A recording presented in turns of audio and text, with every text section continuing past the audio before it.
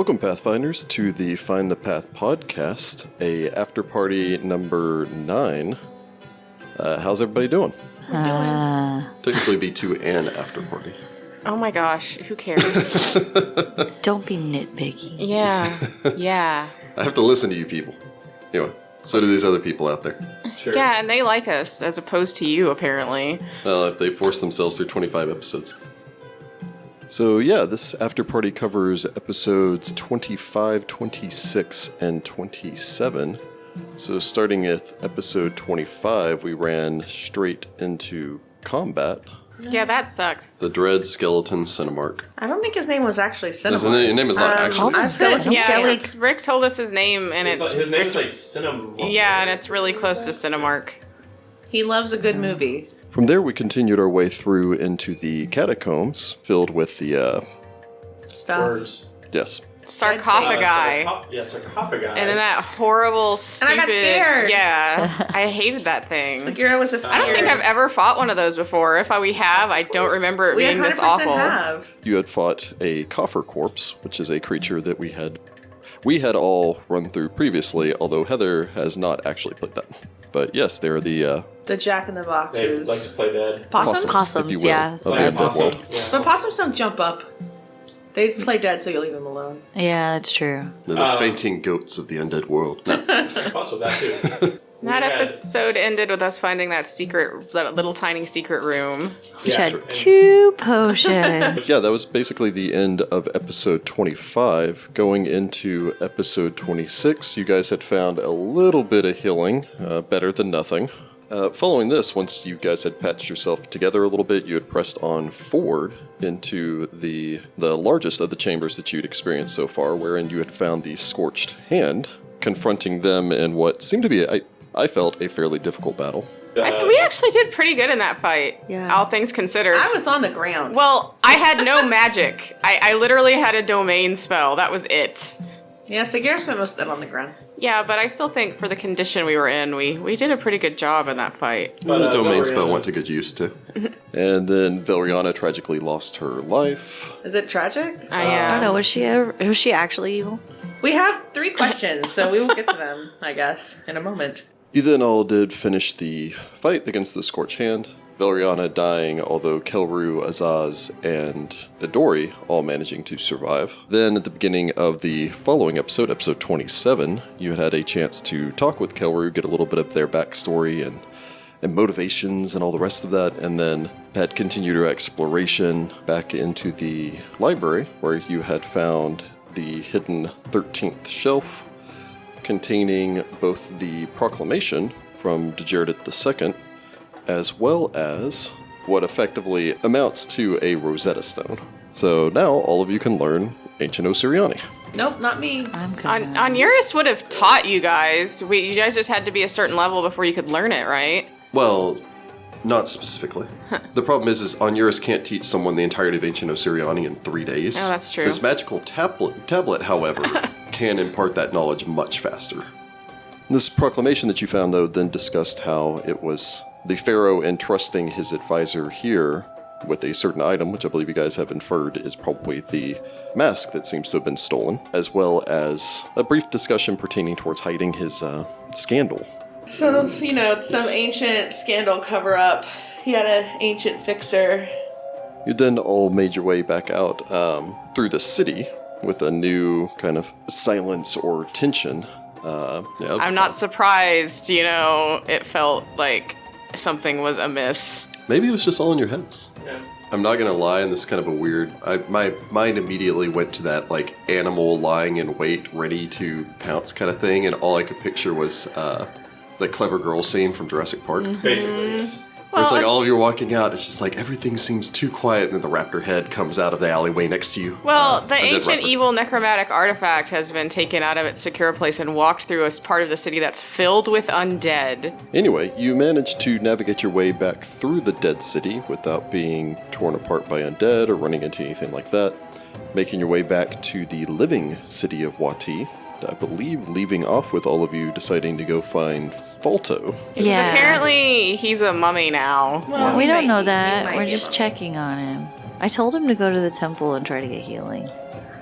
So, going back to episode 25, though, I know you guys had some questions pertaining towards the skeletal champion, who did a number on at least half of the party.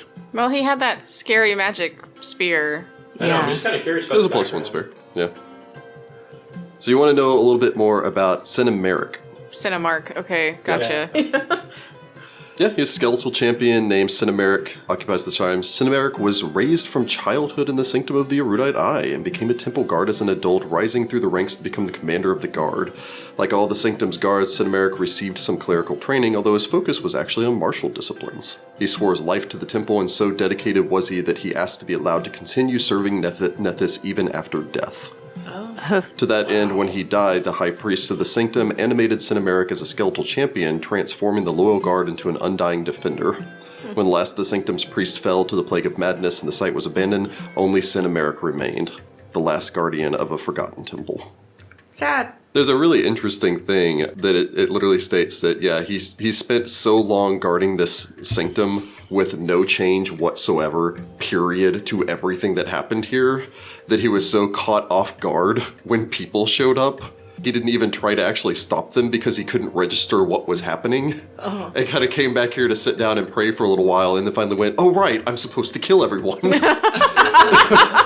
There's a large part of it that's kind of that confuses him, where it's just like, oh, they're priests here again. Oh god. Yeah. But no, he was rocking that spear. He had a lot of things I couldn't actually put to as much Did he use as I have class wanted to. levels? Yeah, he was a Cleric 1 Fighter 3. That explains why Skeletal he champion. was He hitting was, us so hard. He had a spear, he had channel smite, he had power attack, so he's combining all of those together. He had combat reflexes, so if that was actually going to come into play, that would have been a lot more useful to him. Because he has the magic domain, if you decide to stay at range, he can actually use Hand of the Mage to throw his spear, stab people with it, and then return it back to him. He has the destruction domain from Nethys, so he was doing a destructive smite with half of his stabs, adding extra damage on that way. He even had a step up and a standstill for when he managed to get everything off. But we cornered him. Yeah, you guys cornered him really fast. And at this party, there's always that thing where damage reduction versus bludgeoning is usually a really powerful damage reduction because most people are using swords or arrows or axes. So That's the fact that this actually party had a something- brawler and a fighter, or Yeah. a monk, then... I'm actually planning on having Onuris pick up a mace or something, because we've run into a lot of skeletons We're around into a here. lot of skeletons. So he'll have his Kopesh, and he has a crossbow now. And A lot of the parties that I've heard that have had problems with Cinemeric is because they just... can't get through his damage reduction. Yeah, you just have to have the bludgeoning weapons, and so that drags it out, and worst case scenario, he can just convert his first level spells to inflict spells and heal himself, Yeah. as well as channeling negative energy. So, That's true. Yeah. Sounds like he had a slight obsession, though. You gotta be a little mentally unstable to be like, I want to become the undead to guard this place forever. well, there is that, but you have to think, not only is it a little bit of a religious zealotry, but it's also the fact that he was raised from childhood. As It's all- this it's part all of this he temple. knew. It's all he ever Brainwashed. knew. Yeah. So, yeah. I don't know. Besides him, I don't think I had really any questions about. What if the episode whole party 25. followed Nethys? Would he still attack us at that point? Or would this have been a very different site? So, the site would have actually been very different if the entire party followed Nethys. What? Not even. Well, I mean, Adori didn't follow Nethys, so what if We just had one of But we she had was like a with- cleric or a wizard that followed Nethys? Was that enough to protect everyone? Because you're with the priests. Yeah, I mean, if the whole party follows Nethys, a couple of things happen differently. I mean, the div still attacks you. Most of the undead here still Fountain attack you does because stuff they're for just you. doing... Well, the fountain does some stuff for anyone. As long as they're a It's just- spellcaster. Yeah, you have to be a spellcaster to gain any benefit from it, because all it does is increase the save DCs for either your abjuration or your... Save DCs? Or is it caster level? Hold on. +1 caster level and +1 bonus on the save DC for the first spell that you cast from either abjuration if you drink the top fountain or evocation if you drink the bottom one. Cool.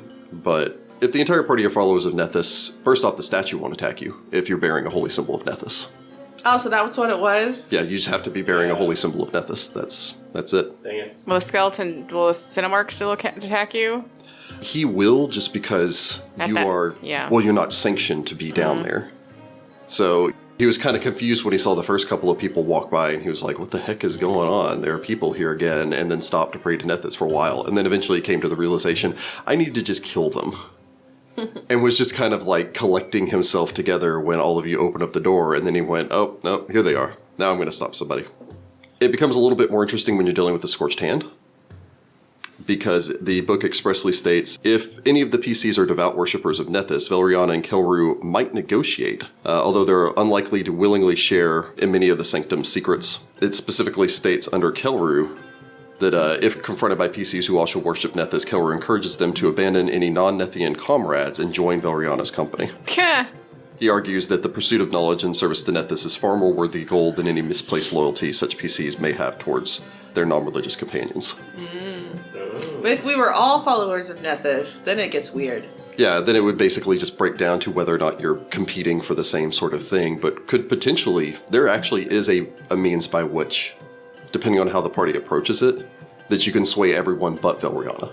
Valeriana is unwilling to share whatsoever, even with other she's a Is she spoiled evil? little brat. Valeriana is What the F is up with Valeriana? lawful evil. Yeah, I figured. Yeah, I figured. Weird. Yeah, while most of the members of the Scorched Hand are neutral and put forth a united if slightly dysfunctional front, Valeriana is the villain of the group and the primary antagonist. She has made her peace with her choice of teammates and is willing to share the knowledge and treasures that they may discover with them as long as they work with her. When it comes to opposing the PCs, however, she won't think twice about killing them if they stand in her way. This holds true for any members of the Scorched Hand who might betray her.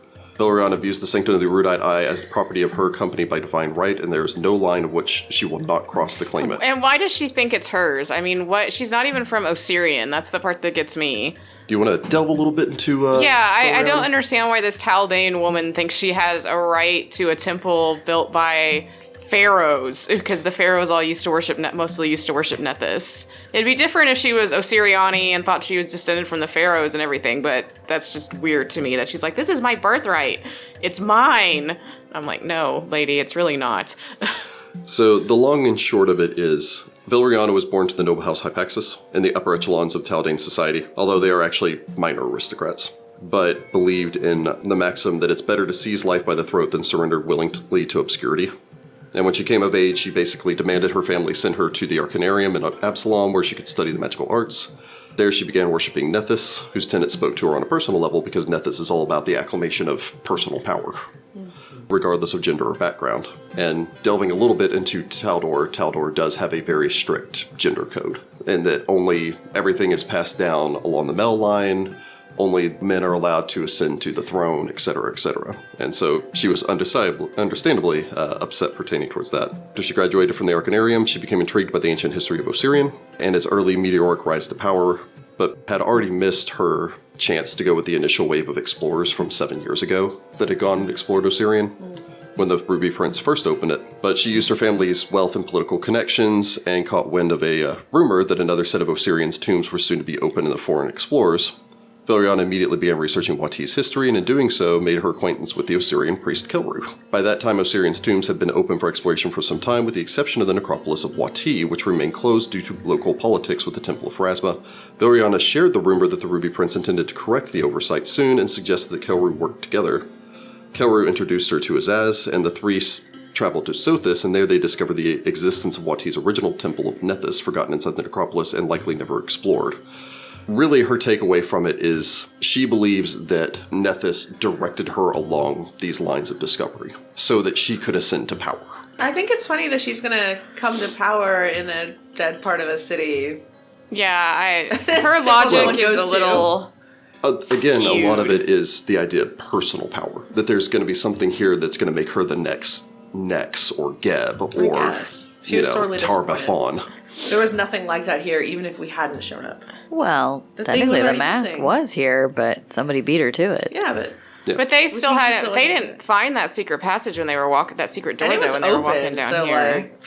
like, So I guess to give you guys kind of a fun look at the dynamics behind the scenes. So she's crazy, is what I'm getting from Valeriana. Valeriana She's is obsessive. It does specifically Dramatic. state that she will catch even her own allies in any of her spells. She doesn't care. She doesn't care if any of them survive. She really, in the end, just wants the power for herself. She's just accepted that she might have to share it with some of them. Kelru, on the other hand, and you got this impression from talking to him, I imagine, is in fact just a very devout religious priest. yeah, he's fine. and is interested in doing what he's doing. It's interesting because he's been kind of just taken in by Valriana and her ideals.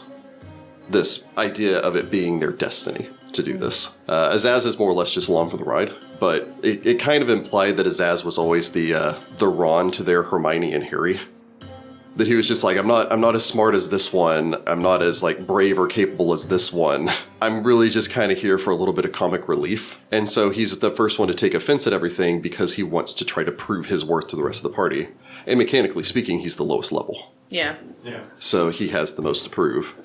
I'm kind of glad she died, because I think the negotiations after that would have gone way south if she was still alive. She wouldn't have made any kind of deal. I wouldn't have woken her up. Yeah, I think she would have stayed asleep. Well, and even if we turned her over to the Spire, she didn't have any goods from this place on her, so they would have We just put the goods on her. So... We just plant some evidence, sprinkle a little cocaine, and then walk away. Because I don't need her. We don't need her chasing I'm us chaotic down. neutral, actually, so that's exactly within my alignment. Thanks. We don't need her. We wouldn't have needed her chasing us down after they cut off her hand and let her go. I'd actually argue that action would be evil. That's fine. I balance it out by being good sometimes. Also, So, nothing is based on my alignment. I think it's something easier changes for it. us in the long run that she died. Seriously. It's better for the world at large. And then episode kinda- 27 was more just Wrap up. hook. And as stated, in addition to finding the proclamation, you also found the Tablet of Languages Lost, which again is kind of an analog for the Rosetta Stone.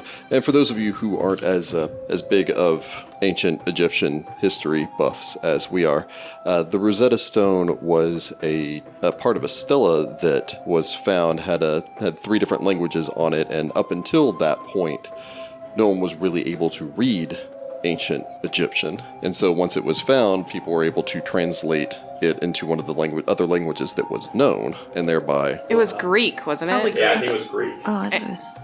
I think there were 3 languages on it, though, just like Yeah. this Yeah. one. I thought one of them was Greek, and I can't remember what It the was other one was. probably Latin, the maybe. oldest Egyptian hieroglyphs, and then Greek, and then either Coptic or... I can't remember who found it. I want to say it was it Napoleon when they were... I think it was. Holy. Yeah, when they were going through, when he was doing his whole conquest through Egypt thing. I feel like it was. If it wasn't him, maybe it was like... It was some other guy that wanted to be a dictator. So, I hope it was Napoleon. Let's Yeah, see. it was ancient Egyptian and Greek. Ancient Yeah. Greek. Nice. Cool. But yeah, anyway, that's kind of cool. Because I know we It were... was actually found by a soldier named Pierre-François Bouchard, but during the Napoleonic Yeah. campaign. Yeah. French. Yeah. Yeah, so found during the Napoleonic campaign. So Makes sense. thank you, Napoleon. Because now everybody's 4th level, and now we have this, so everybody else can learn it. Because the only way to have it beforehand was to take the background trait I Right. took. So... Yeah, Sagira's not gonna. Sagira's gonna hang out with her 2 languages. Citra's doing it, but for different reasons. And then we found more plot hook with the proclamation. Yes, Yeah. you did find out a little bit more from the proclamation. There's almost a little bit of an assumption that the party is thoroughly searching the upper floor before they descend. And so that they would find this before they actually go down, and therefore be able to make the connection between this and the missing mask Well- instead of the reverse. We were so focused on finding the hand before they did something ridiculous, so... And they weren't even gonna take anything. It would have been 100% fine. Yeah, Valeriana would have left this place with absolutely nothing. If if we had decided we Yeah. have to go rest before catching up to them, We she didn't literally would have found absolutely nothing, which is kind of sad and hilarious at the same time. I mean, I'm sure they felt like they found great stuff because they learned some things. She but she learned some stuff, but none of that is going to be her gateway to being the next Geb or No. Nex. You know? no. I don't know. I still want to know who Barefoot Man is. Me too. Well, you're going to have to wait. I know, but See, and the next book's Rick told us the next book is called Empty Graves. And it's by Crystal Fraser. Well, and Kelru told us, God. no, we killed those jackals. We didn't raise them. Yeah, So it's something to do with that mask, raising Yeah. those jackals. And the next book's called Empty Graves. There's going to be a crap ton of undead. That mask is going to start doing all sorts of crazy Undead junk. everywhere. I mean, it was like overwhelming necromantic Yeah. and stuff. So Yeah. that's, yeah. There's going to be It's undead everywhere, is my guess, I guess, is the best way to Sweet. say that. Yep. You were directly informed by Pharaoh Jared II or they were informed, quote, do not attempt its destruction, do not be tempted by its powers. Yeah. so it's the One Ring. Yeah, I mean, basically. And they handed it off to the Temple of Nethys, like, here you go. But that was the faith that was the most trusted, so... A bunch of the old pharaohs used to worship Nethys. Like we talked about before, they believed Nethys was the first pharaoh of Osirian. Right, yeah. So the church was really powerful, and the pharaoh was friends with the high priest here, so he gave it to one of his trusted advisors and counselors and said, hide this. There is an interesting... And this is something potentially your characters, some of those of you who have high ranks in knowledge religion, might be aware of. There is an interesting belief with Nethys that he was not given the title Pharaoh, but that Nethys was a mortal man who led the people of Osirian during the Age of Darkness. So before even the foundation of the land of Osirian, and protected everyone during the 1,000 years of darkness following Earthfall. Also, he's real good with secrets. Yeah, and that was Nethys is really good with secrets, and you had found transcribed on the walls of the tomb of the founder of this temple the quote that he was, quote, a wise counselor, trusted keeper of secrets, and good friend of the pharaoh. Yep. So basically, the pharaoh somehow got this item, went, oh crap, and then handed over to his most trusted advisor and said, you don't tell anyone secrets, right? And he's like, heck, I don't even have people write down what I did in my life on my own tomb walls. Yeah. I was like, Also, okay. Like, it stayed hidden for a long time. Yeah, 6,000 years. Like, they did a good job. That's why I'm wondering if, like, in Valeriana's research, like, she found something and didn't realize what she found, and then somebody was like, oh, like, they realized it, and so then they beat her to it. Who knows? Yeah, and there's always a fun kind of a meta-knowledge that I try to keep in mind anytime that I see an adventure, and you kind of look at it and you're like, oh, okay, it's convenient that Rune Lords are rising now, and this wish magic thing is not working now, and this other thing is not working now, and it's like, it's kind of convenient that 2 horrible things happen basically every year. Well, don't they have the thing where, like, when Arodin Yes. died and the prophecy broke, that all this stuff that's not supposed to happen is happening? Is happening now, because before everything was prophesized, and now that you're in the Age of Lost Omens, which is the current age, the age that started in 4606, so 100 years ago, all of the prophecies are breaking. And so before, it was always prophesized as like, oh yes, Tar-Baphon will rise up and create a massive army and lay waste to this land for 600 years, but then a woman will rise from the south and march up and confront him and then battle him back and seal away his evil forever. And it's like, okay, well that's great. And then it fulfills itself when Iomedes shows up. And everyone's like, okay, yeah, we knew that was going to happen. The prophecies are fulfilled. But now it's, all of you weren't ever prophesized to be the heroes. Once the campaign setting, in the meta sense, once the campaign book hit all of our tables and we started getting these adventures, you are now the heroes, not the heroes that the world wanted, but the heroes that they deserve.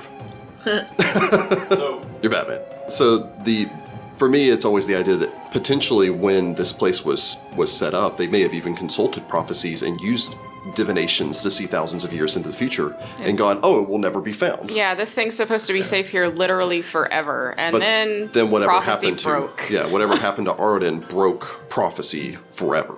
And then about 100 years later, Sorry, I was just quoting Sandlot. oh, Forever. forever. You're killing me, Smalls. Anyway, Oh, that's such a good movie. that's my favorite quote. You're killing me, Smalls. I need that on a shirt. I just need it. Killing me, Smalls. I say that all the time at work. anyway, Yeah, so I think have the plot hook. Yep. you do know now. Actually, I guess let me ask all of you, what do you know now?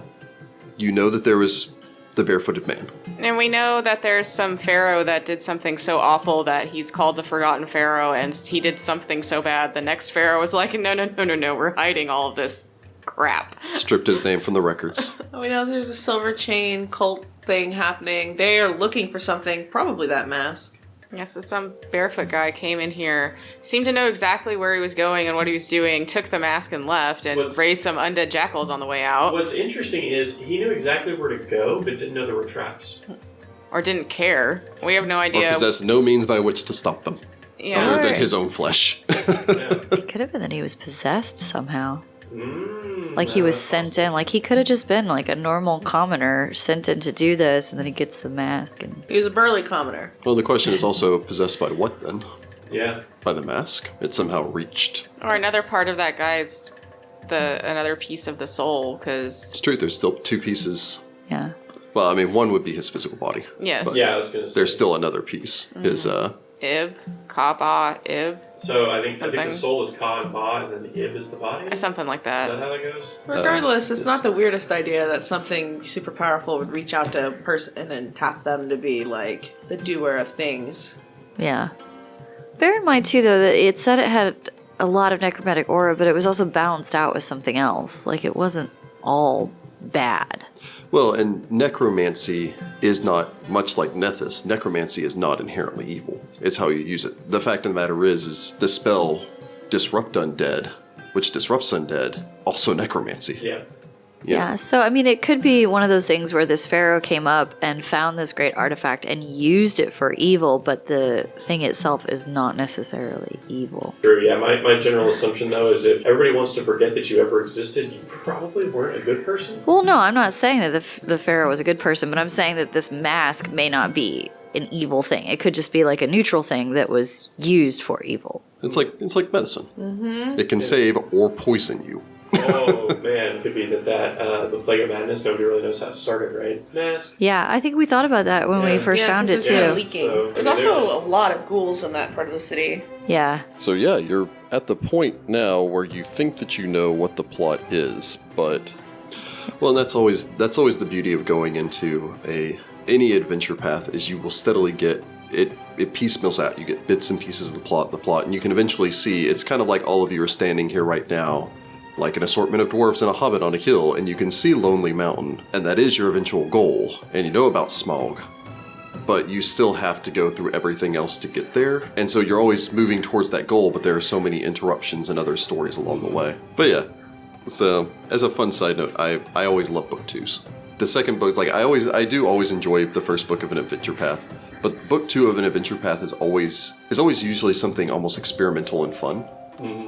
And so book two of Rise of the Rune Lords is still like hands down my favorite adventure path book. Is that the skin saw? Yeah. Yeah, that was fun. I think it's called the Skinsaw Skinsaw Murders. Murders. It's called Yeah. the skin saw murders, yeah. Yeah. Book two and all the stuff that I've been playing recently, book two of Carrion Crown has been one of my favorite Book two was good. recent things that I played. Yeah, and it's always nice when you get the big hook for the PCs in the first book. Something to keep the party together. Well, that's what I was actually thinking. Like, last night it's like, okay, so we go turn all this stuff in, but why are we still hanging around together? Because there's Yeah. a great evil. Yeah, and it is always nice I always like when the hook is delivered early, Mm-hmm. even when I can just foreshadow it. Like right now you have an idea of We know it's there was probably this going to do evil something artifact. with this mask and this Forgotten Pharaoh dude, but we don't know Right. exactly what's going on with it yet. I guess to use another literary example other than the Hobbit, everyone reading Harry Potter knows that Harry and Voldemort are going to have to go head to head eventually. Yeah. But it is everything getting to that point. And so I like it when an adventure path gives you that earlier. One of my few complaints with Rise of the Rune Lords is you don't usually get the name of the big bad for Rise until the end of book 4. And so it's like at that point you're 2/3 of the way through the adventure path with this nameless enemy. Up until that, all you have to point to is the Sahedron. It works a lot better for me when you can start building up the eventual antagonist much earlier. One thing I also did want to, it will be my question for all of you for this, is what do you think about having rival adventuring groups? I've always found the concept interesting. Paizo introduced it way back in Dungeon Magazine with the Shackled City adventure path, and then Those brought it jerks. back. Yeah, and brought it back for subsequently the Age of Worms and other things. I've always conceptually liked the idea. It depends on how it's played off. If they're just your rivals, it's like, okay, we're trying to do the same stuff, but, it's a race to who gets there first, and it can be kind of fun. But when it's somebody like Valeriana, who's just such words I can't say because Rick bleeps out swear words, if it carried on for longer than just this book, I get the feeling I'd be like, oh my god, I'm so tired of these people. You know what I mean? But at the same time, you also had Kelru and Azaz and Adori who were rivals. It's true, but But they Azaz weren't was enemies. insufferable. Yeah. Azaz was just as bad as Valeriana. In a different way. Yeah, because Like I said, it depends on how they're characterized and how how the groups play off each other. If it's like a friendly rivalry and kind of a contest, it's different than these people are just a bunch of jerks. I don't know, there's something really satisfying about when you have this group of jerks and then you really do just conquer them to the end and you're like, yeah, sit down and shut up. We won. Yeah, but if it goes on too long, I think it can get frustrating. I'm kind of glad Valeriana's dead just because I was getting to the point where I was just tired of her. I didn't want to have to deal with her in other books. So yeah, I also just kind of liked them because it was almost a dark reflection of whatever the heroes are. They were almost a reflection of your party. That they were 3 spellcasters and 1 non-spellcaster against 3 non-spellcasters and 1 caster. And arguably, you could make the argument, because you don't really know what they did for their other 2 sites. They basically showed up here, same as you did, joined the lottery the same as you did, went to 2 of their sites, just randomly determined for them, and then went to this last one. And you could almost make the argument that they were, if all of you died, it would make sense for them to continue the adventure path. Yeah. Because they find out about this missing thing, and then they go, well, crap, and then keep going. They just had different motivations for you. Yeah, but feasibly would have Valeriana's followed. motivation would have been to get the mask and use it for herself to become Yes. the next, So the entire group To would have go had to and kill turn on them. her. Yeah. To go kill the Ruby Prince and become the Pharaoh, and who knows. Yeah, okay, lady from Taldor, you cannot be the next pharaoh. No one would know. She'd have a mask on. Oh god. Oh, man. So yeah, but that was the end of book 1. So since this was the end of book 1, in lieu of doing answering questions and everything else, and we will of course get back to that following episode 30 at that Yep. point. This is of course us completing 1/6 of this adventure, and it only took us 27 episodes. Take that. Take that, whoever is judging us. Yeah. You never thought we'd get this done. You never thought we'd finish book 1. No, but we have decided to. We have a lot of it, and I can actually say thank you to the thousands of people who are listening to us out there. And that is something I never thought I would get the chance to say. It's actually kind of almost intimidating sometimes. It's like, what? How many people are subscribing? What? People are actually listening? It's a little cool, though. So when we cool. started this out, we were hoping that this would connect with some people, that some people out there would listen to, and we've gotten a lot of feedback from people, oftentimes very touching feedback from all of you about how this helps us, how you listen to us every week. And that is mind-blowing, and that is very touching for all of us, and I can speak for everyone, but I just say thank you for listening to us. And following this, though, we have now reached a milestone.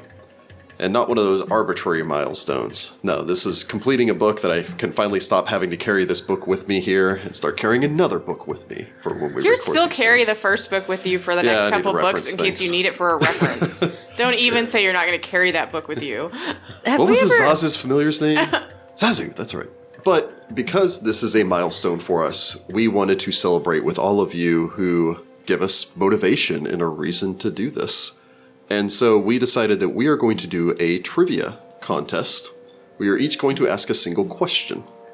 This will be a question pertaining towards something from the first 27 episodes, mostly pertaining back towards the player's character. And the first 5 people to email us in the correct answers, not just any answers, the correct answers for these 5 questions will receive a gift, a Paizo swag bag, if you will, for use in your own games, as well as just fun things. Now, unfortunately, due to the price of shipping, we cannot extend this offer to our international fans, which we hate. However, for the first 3 international fans that write in and get all 5 of the answers correct as well, we will have a bonus purely digital content for you that we think that you'll enjoy as well. So if you are international, also feel free to submit. Just, again, unfortunately, with the price of shipping, we will not be able to send you a physical gift. So, yeah, we're going to each ask a question. You can then send it in. We'll give our email again, but of course you can also find our email spouted off at the end of pretty much every episode. And on our website. And on our website under our contact section, our website being find-path. So I suppose I will start. Early on in our adventures, our party had a little bit of difficulty identifying some items, and so went to a friendly diviner in their local tavern. What was this diviner's name? Nice. But I don't know the answer to that. Questions I can't even answer. They're so obscure, we're not even capable of answering them. Okay, next question. What is the name of the High Priestess at the Temple of Bastet? The High Priestess of the Temple of Bastet. So, Sudi has mentioned that he was adopted by a priest. What god did Sudi's adopted father follow? There we go. Very nice. As mentioned way back way back in the day. I think that was Like in the... episode, like, maybe. I'm going to cut out the exact episode. Yeah, I think that was back in the first 10, though. Yeah. This is probably another way back one. So question number 4 is, where is Sitra originally from? Like the city of her birth, where she was raised? Yes. Yes. And then, what is Onuris's given name? There you go. Like birth names. Yeah, so that is... I just came up with a bonus question. Bonus question? You know what? Bonus I'm gonna throw in a bonus swag. question. The first person that writes in with an answer to this bonus question will also Get a thing. Get a thing. We'll get a bonus thing in addition to what everyone else gets. What gang were Sudi and Sagira a part of? Oh, that's a good That's a one. good one, yes. So there's our little bonus question there. So if you only know the answer to that, you can still get something. Yeah. Even if you get the other ones wrong, the first person to write that one in, that will get something too. So yeah, and we'll collect all of those together, and we will contact you back if you are within our first 5, and let you know. If you're not, we will still contact you back and thank you for that. Good so, luck. So email us the Yeah, answers to finthepathchannel@gmail.com. There's also, we've got a P.O. box that we put up because we've had some requests for people wanting to send us things. Also mind-blowing. Yeah. We love things. Completely mind-blowing. Like stuff.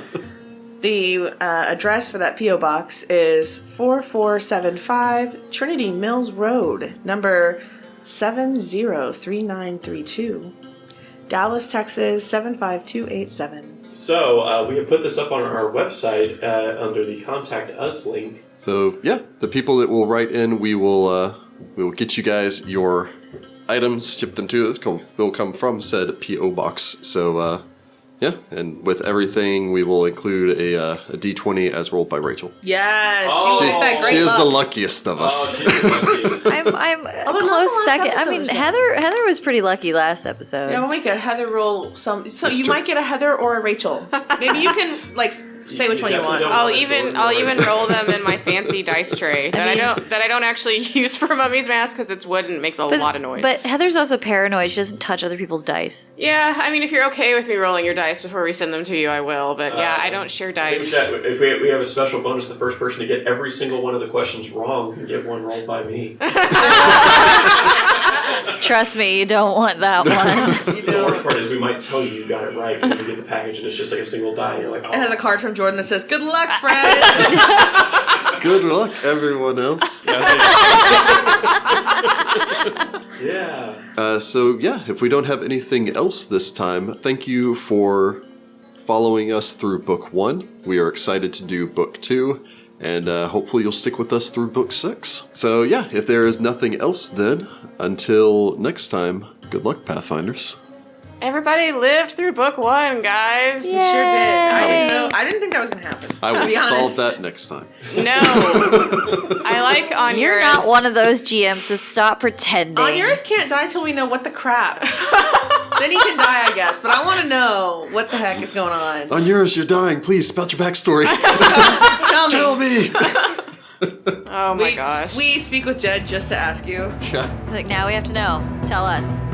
You're dead. You got nothing to fear here.